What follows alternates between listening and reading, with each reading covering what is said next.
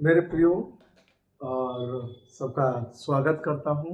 मैं भाई जे गोसाइत हूँ और ताकि मैं आपको डिस्करेज नहीं उत्साहित करना चाहता हूँ। वचन को समझना बहुत जरूरी है। वचन की ओर लौटिए, return to the living word of God. जीवित वचन की ओर लौटिए, उसको समझिए मेरे प्रियो, क्योंकि हम लोग अंतिम समय, अंतिम क्षण के समय में है और परमेश्वर का भली भांति योजना को हमें समझने का जरूरत है। तो मैं कुछ चीजों को समझाना चाहता हूँ। बाइबल को, अध्ययन को अच्छा से समझना जरूरत है। दूसरा तिमोथी 2:15 के अनुसार सत्य का वचन को भाग करो, rightly dividing the word of God. तो ये किंग जेम्स बाइबल से मेरा सारी शिक्षा रहेगा। तो मेरे प्रियो, यीशु मसीह, प्रभु यीशु मसीह का दो सेविकाएं था, एक आर्थिक, दूसरा स्वर्गीय सेविकाएं था। तो हम लोग उसको आज अच्छा से समझेंगे, जानेंगे। थोड़ा समय निकालिए और अपना सच्चाई को जानने के लिए अपने आप को रेडी करें। उसके लिए कुछ करना नहीं पड़ेगा मेरे प्रियो, सब हो चुका है। सिर्फ आपको सुनना है, समझना है। ये कोई ऐसा चीज नहीं है कि आप उसको मैं आपको अनुभव करवा दूं या पिला दूं। नहीं, जैसे आप एजुकेशन किए हैं, पढ़ाई किए हैं, टीचर आपको पढ़ाता है, समझाता है, आप पढ़ते हो, समझते हो और फिर उसमें से आप बढ़ते हो। बस उसी तरह ही है, क्योंकि वचन में सारा चीज कंप्लीट हो गया है। अभी इससे बाहर हम लोग और कुछ चीजों के और ना भटके, ना भ्रांत हो। इसी कारण क्योंकि शैतान का काम है, वो भ्रांत करवाएगा। हर एक प्रकार से वो भ्रांत कर सकता है। आपका फाइनेंस का मैटर को लेके, आपका बीमारी को, आपका पारिवारिक परेशानी को लेके बहुत सारा चीज है, माध्यम है, लोग भ्रम में पड़ते हैं। पर मेरा कहना उद्देश्य ये है कि वचन की ओर लौटिए। तो आपको लगेगा कि वचन की ओर लौटने से हमारा घर का क्या परिस्थिति ठीक हो जाएगा, हमारा जो फाइनेंस का कंडीशन क्या ठीक हो जाएगा, कि हमारा जो समस्या है उसमें कोई सुधार आएगा। मैं आपको बताना चाहता हूं मेरे प्रियो, सबसे बड़ा समस्या पृथ्वी में है कि आदम आत्मा में मर गया। ये बड़ा समस्या है। और फिर से वही मरा हुआ आत्मा जीवित हो, इसीलिए परमेश्वर को, प्रभु को मनुष्य रूप में आना पड़ा और वो अपना सारा कार्य को करके गए। मेन प्रॉब्लम वही है। शरीर जो है वो शरीर मिट्टी में बनाया गया है और मिट्टी का शरीर एक दिन ये सब कुछ छोड़ के चला जाएगा। अब जिसके लिए व्याकुल हो, बेचैन हो, समस्या, घर, पैसा, फाइनेंस, ये सब आपको छोड़ के जाना पड़ेगा। ये टेम्पररी सब है। तो अनंत काल ये है कि आप परमेश्वर के साथ स्वर्ग राज्य में जाने वाले हो। तो तब आप जा सकते हो जब आपका स्वर्गीय देह अर्थात आपका आत्मा जीवित रहेगा। वो आपका आत्मा स्वर्ग जाएगा मेरे प्रियो। आपका जो शरीर है ये मिट्टी का है, ये मिट्टी का मिल जाएगा। तो उसके ऊपर मैं समय रहते ही आपको बताऊंगा, समझाऊंगा। मैं आनंदित हूं कि आपको ये सब छोटी छोटी बात सिखा रहा हूँ। आपको ढेर सारा विषय मालूम होगा, फिर भी मैं उत्साहित करता हूँ कि हम लोगों को वचन को आराम से समझने की आवश्यकता है। तो हम लोग देखते हैं प्रभु यीशु मसीह की दो सेविकाएं, जो कि एक अतीत हो गया है और अभी वर्तमान है। ठीक है, तो अतीत वर्तमान, this is the most important to understand every believer. जो कोई यीशु के पीछे आना चाहता है, यीशु के पीछे चलना चाहता है, उसको तो पहले भाई क्लियर हो जाइए ये चीजों को। मैं आपको कोई मोटिवेशनल स्पीच देना नहीं चाहता हूं कि मैं आपको आपको आपका जो मन का भाने वाली बातों को बोलना नहीं चाहता हूं कि क्या करने से आप सक्सेस होंगे। नहीं मेरे प्रियो, वो सबका कोई जरूरत ही नहीं है। तो इसीलिए मोटिवेशनल माइंड वॉश ये सबसे बचे रहे, बल्कि वचन की ओर लौटिए। जैसे कि आपका टीचर आपको पढ़ाता था, कि हम लोग सब कोई पढ़ाई किए थे, वहां पर कोई उतना सब मोटिवेशनल बात नहीं था, बल्कि जो टू द पॉइंट है वही बात होता था। तो टू द पॉइंट में आइए, उसको समझिए, बेवकूफ ना बनिए। आप लोगों के लिए परमेश्वर ने इतना बड़ी योजना बनाया, इतना सारा कुछ हुआ है, उसको आप समझिए, जानिए। ये सरल है, सहज है, जब आप इसको समझ लेंगे। तो चलते हैं। तो प्रभु यीशु मसीह का जो सेविकाई था, एक अतीत हो गया है, पास्ट हो गया है, अतीत हो गया है। वो सेविकाई भी नहीं चल रहा है, दूसरा सेविकाई जो चल रहा है। ये हो सकता है आपको नया लगेगा, पर आप रहिए। मैं आपको आपका जो आत्मिक आंखों को खोलने का प्रयास करूंगा। तो जो अतीत हो गया है, जो पास्ट हो गया है, अभी प्रेजेंट है।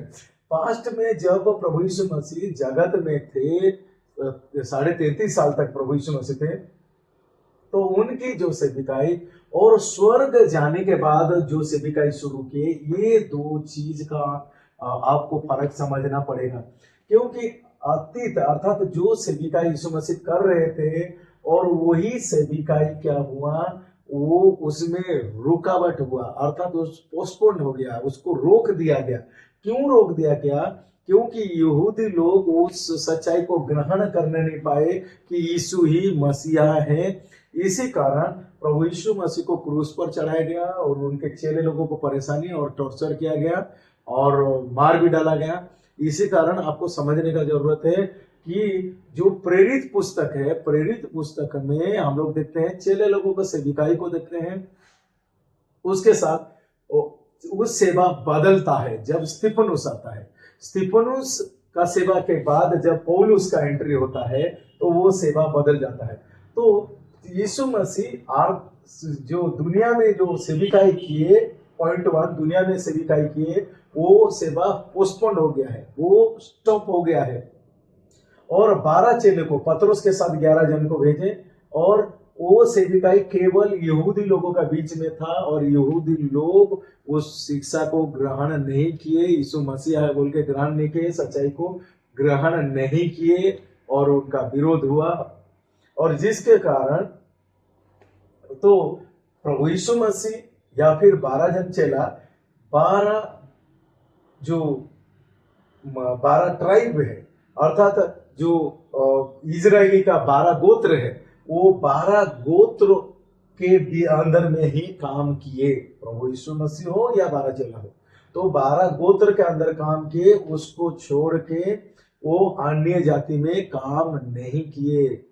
तो जब इधर का काम आर्थिक मिनिस्ट्री रुक गया, स्टॉप हो गया, तो यीशु मसीह स्वर्ग में जब थे, हेवन में जब थे, तो स्वर्ग से वो पौलुस से बात किए दमिश्क मार्ग में, और पौलुस के लिए एक नया योजना दिए अन्य जाति के लिए कि जाओ तुम अन्य जाति के पास जाना। प्रेरित पुस्तक 9:15 में लिखा गया है कि उसको चुना गया अन्य जाति के बीच में, जबकि 12 जन को चुना गया था 12 गोत्र के लिए, इजरायली यहूदी लोगों के लिए चुना गया, पर पौलुस को अन्य जाति के लिए चुना गया।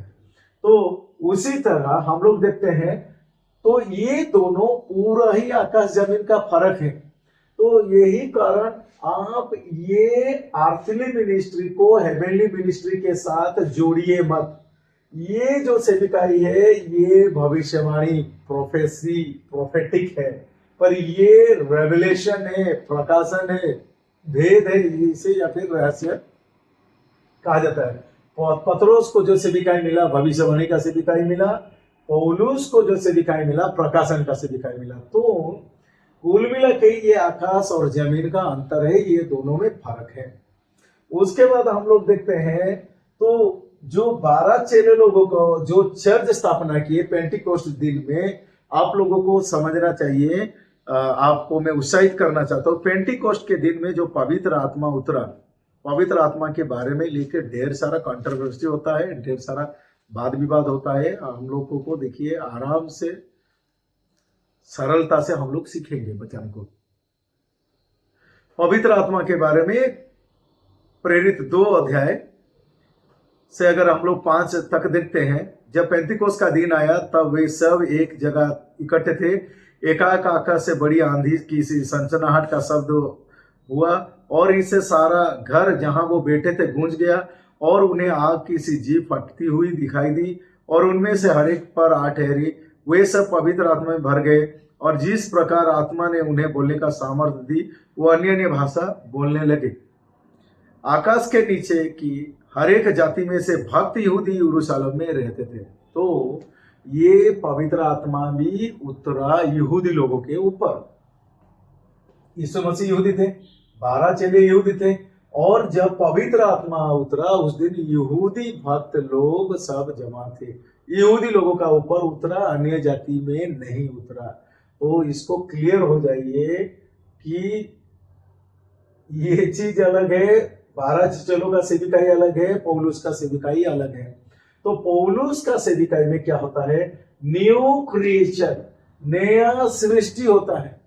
तो पौलुस का सेविकाई को हम लोगों को दिया गया है कि नया सृष्टि, और यहाँ पर क्या होता है? नया जन्म होता है और यहाँ नया सृष्टि।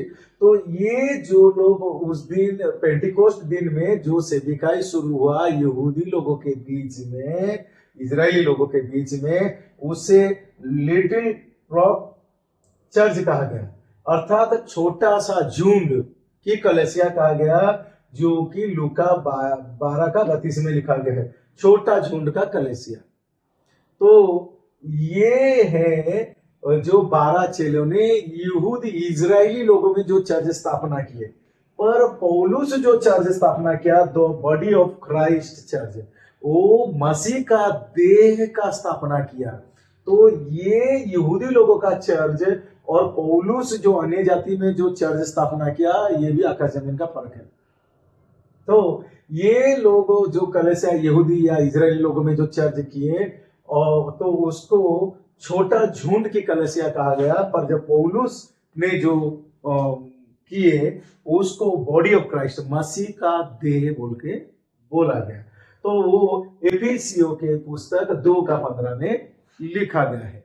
तो मसीह का देह और ये जो इजरायली चर्च, इसमें पूरा ही अलग है, दोनों पूरा ही डिफरेंट है। इसीलिए ये 12 चेले का और पौलुस का मिक्स ना करे, ये धरती का काम है, ये स्वर्गीय काम है। कई बार हम लोग पूरा मिलावटी कर देते हैं। तो मेरे प्रियो, मती मार्क लूका यूहन्ना वो आर्थली मिनिस्ट्री है, और इसीलिए क्लियर हो जाइए कि आप मिक्स तो नहीं कर रहे हैं, मिक्स ना करें। वो अगर मिक्स करेंगे तो आप कंफ्यूजन रहेंगे। आप इजरायली लोगों का अपने परिवार में या अपने जीवन में या अपने कलीसिया में लागू करेंगे, पर आपको उसके लिए बुलाया नहीं गया है, आपको मसीह का देह होने के लिए बुलाया गया है। उसके बाद हम लोग देखते हैं 12 चेले जो थे और प्रभु यीशु मसीह किंगडम गॉस्पेल, स्वर्ग राज्य का सुसमाचार के बारे में बोल रहे थे, स्वर्ग राज्य का बारे में बोल रहे थे। तो वो मत्ती 4:23 में लिखा गया है। प्रभु यीशु मसीह ने कहा कि देखो मन फिराओ क्योंकि स्वर्ग राज्य निकट है, और स्वर्ग राज्य के बारे में जो शिक्षा है, तो वो शिक्षा के बारे में बताया गया है। तो ये स्वर्ग राज्य है।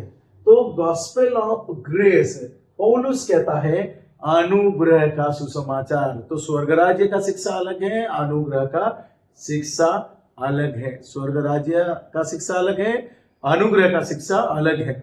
स्वर्ग राज्य का मतलब है तो आपको करना है, आपको बदलना है, आपको परमेश्वर का ग्रहण योग्य बनने के लिए जो कुछ नियमावली है, जो भी व्यवस्था है, उसको पालन करना है। पर अनुग्रह का मतलब है कि यीशु मसीह सब कुछ कर दिए हैं, आपको सिर्फ उसकी सच्चाई में सहमति आना है कि मेरा पाप के लिए यीशु मसीह मारा गया, क्रूस पर गाड़ा गया और तीसरे दिन जी उठा। ये 1 कुरिन्थी 15:1-4 के अनुसार। तो इसीलिए ये जो ग्रेस का मतलब है कि यीशु मसीह कर चुके हैं, और यहां पर किंगडम का मतलब कि आपको करना पड़ेगा, अगर नहीं कर रहे तो आप दोषी हैं।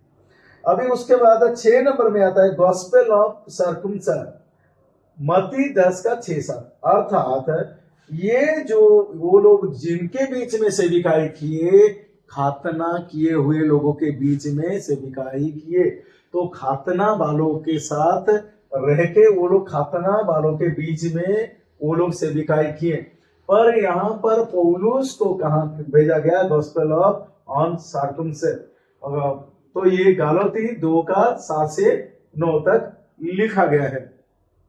तो पौलुस क्या कहता है कि जैसे पत्रोस को खातना वालों के पास भेजा गया, वैसे खातना बिना खातने वालों के पास मेरे को भेजा गया है। तो मेरे प्रियो, आप इजरायली नहीं हो, यहूदी नहीं हो, आप 12 गोत्र नहीं हो, आप अन्य जाति हो। मेरे प्रियो, कृपया हमें समझना है, परमेश्वर हमें एक बड़ी उम्मीद के साथ काम को किया है, और इसी कारण हम लोग को समझना चाहिए। तो ये जो 12 अपोस्टल है, वो 12 अपोस्टल हमारे लिए नहीं है, वो एक ही अपोस्टल अन्य जाति के लिए है, जिसका नाम पौलुस है। रोमी 11 का 13 में लिखा गया है। तो इसी कारण मेरा विश्वास है कि आपका डाउट सब क्लियर हो रहा है। पर आपके मन में विचार आएगा कि मेरा घर में प्रॉब्लम है, मेरा स्थिति ऐसा है। नहीं मेरे प्रियो, आप सच्चाई को जानिए। आपका जो भी प्रॉब्लम है, जो भी समस्या है, मनुष्य है, वो होता रहेगा, आता रहेगा, वो जाता रहेगा।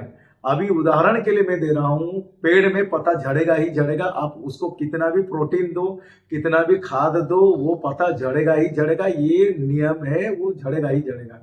उसी तरह हर एक में, जानवरों में भी प्रॉब्लम है, समस्या भी है, पेड़ पौधे में भी प्रॉब्लम है, समस्या है, तो मनुष्य है, प्रॉब्लम रहेगा, समस्या है। पर मेरे प्रियो, मनुष्य होने के नाते घर का टेंशन, बाहर का टेंशन, बीमारी, ये सब होता रहेगा, उसमें कोई बड़ा बात नहीं है। पर मेन बात है आखिरी में जो है स्वर्ग और नरक। तो अगर उसी चीज को आप नहीं समझेंगे, क्योंकि ये जो शरीर है ये मिट्टी का बनाया गया, और आदम का अंदरूनी हिस्सा आत्मिक चीज मर गया, तो यीशु प्रभु का स्वर्गीय सेविकाई का द्वारा, पौलुस के जरिए से, ग्रेस का शिक्षा के द्वारा जो कोई विश्वास करता है, उसका आत्मिक चीज जो कि परमानेंट है, आत्मिक बातें जो स्वर्गीय है, और वो जो अनंत काल तक स्वर्ग में रहेगा, वो ही चीज को हमें ध्यान देने की आवश्यकता है। अभी आपका समस्या है, वो कल समस्या चला जाएगा। अभी ठंडा का मौसम अभी चल रहा है, ठंडा का मौसम चल के फिर मौसम बदलेगा। तो हर चीज परिवर्तनशील है, आपका स्थिति भी बदलते जाएगा। मैं उत्साहित कर रहा हूं, पर उसके साथ साथ मैं ये भी आपको बोलता हूं कि हम लोग के ऊपर अनुग्रह हुआ है कि मसीह जो महिमा की आशा है हम सबों में है। हम लोग नई सृष्टि है, और हम लोगों को चुना गया है, और ताकि हम लोग उसकी देह के लिए, और अर्थात उसका देह है, इसके लिए सारा विषय के लिए प्रभु का धन्यवाद हो, और आपका जीवन आनंद से भरा रहे। धन्यवाद सारा विषय के लिए।